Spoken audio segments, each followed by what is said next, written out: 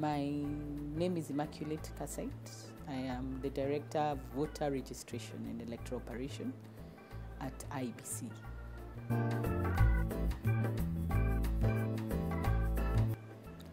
The Commission has, of course, the court order in as far as the diaspora is concerned.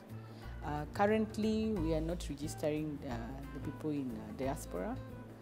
The Commission's plan is to, one, we've released the diaspora policy, which expects that we'll have at least a minimum of 3,000 people registered in that country.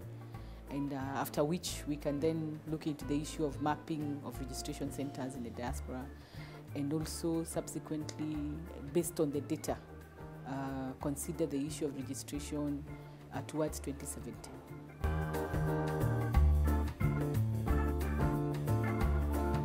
I think the Chief Executive had actually mentioned that in terms of prisoners for this mass voter registration, is not something we will be taking them into account during the next MVR or mass voter registration, which is scheduled for next year, February, same time.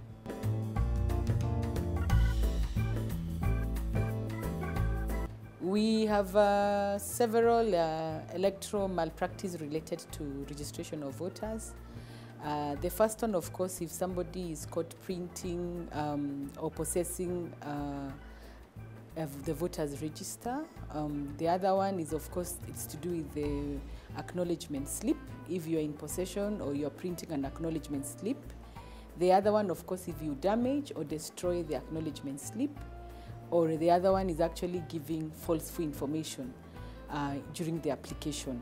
And if you also aid in any of those commission of those acts, then of course you'll be committing an offense for voter registration, and the penalties are quite stiff for those ones. It's 1 million shillings, or you have a jail term that goes up to 6 years. The other penalty that we can talk about is the one for double registration, where you register more than once.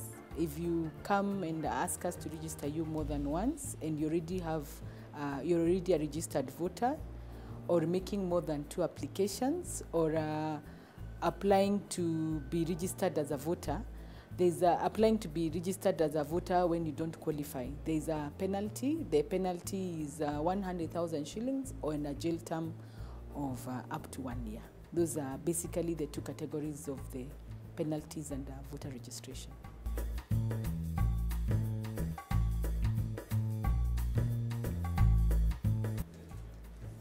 What we have a procedure in terms of deletion of people who have passed on. We delete them from the voters' roll, and yeah, we collect the data from our officers.